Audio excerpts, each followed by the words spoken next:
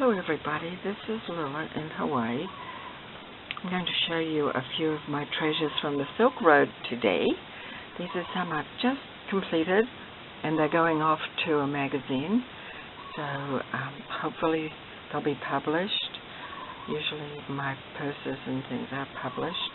So anyway, here's the first one. This is an amulet or a neck pouch. The size of it is 4 across and 3 inches. I featured an old piece of Afghani jewelry here. It was tarnished silver, and so I painted some of the details with different colors of nail polish. That sort of gave them a little bit of an enameled and a more modern look. And then here on the bottom I had some pieces of chain that had a few beads on it, so I sewed that there onto the flap.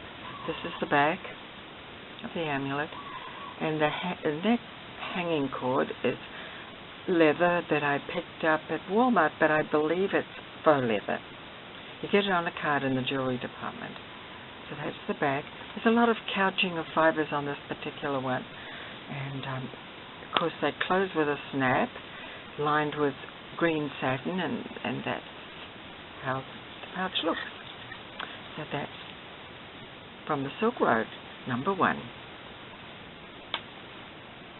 I have another one here.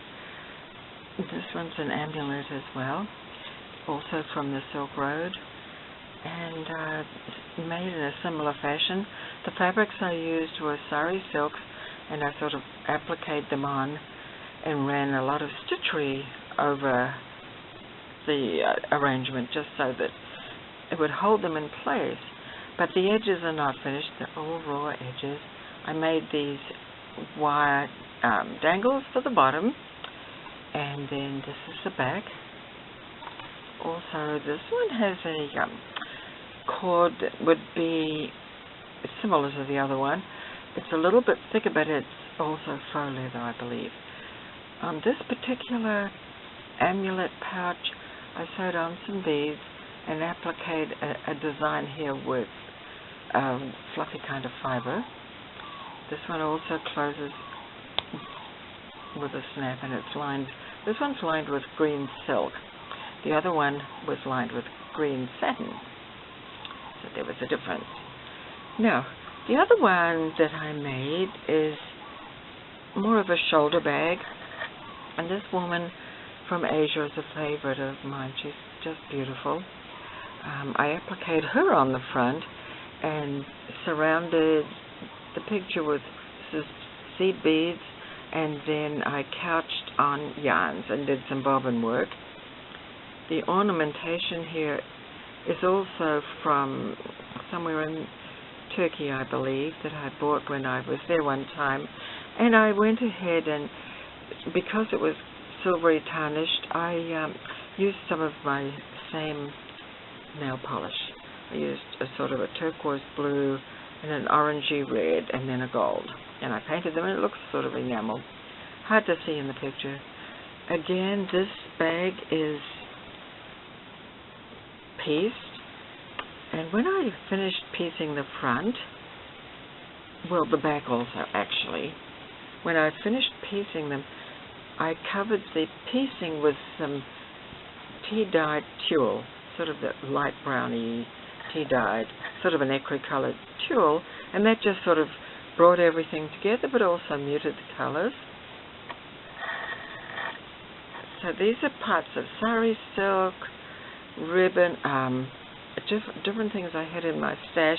There's even a piece of lace up there, and some regular silk. This is a piece of an old sari actually that I had, and I just cut it up. This is sort of a gold panel from the bottom.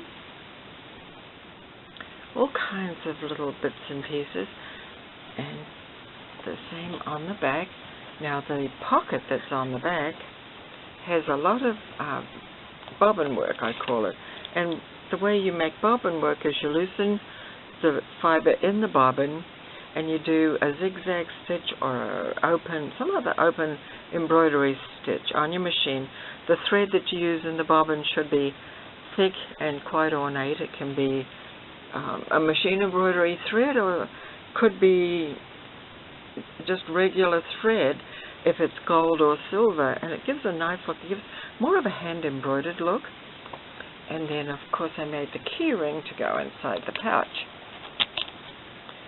The pouch or bag is lined again with, this is a dark green, it looks almost black, but it's dark green satin, closes with a button, and I made 2 silk handles, and the way I made these was I just took 2-inch wide silk and folded it 4 times and stitched with a zigzag stitch and a couple of rows of straight stitching. So I'll pick up the camera, and that way you might be able to see them a bit better. But there's that bag, that's the bigger one, and this is about 8 by 10. And then here we have the smaller bags. This is the amulet with the beaded bottom, and then this one is the amulet with the metallic piece on there. So I hope you enjoyed that little overview of those. Thank you for watching. Bye-bye.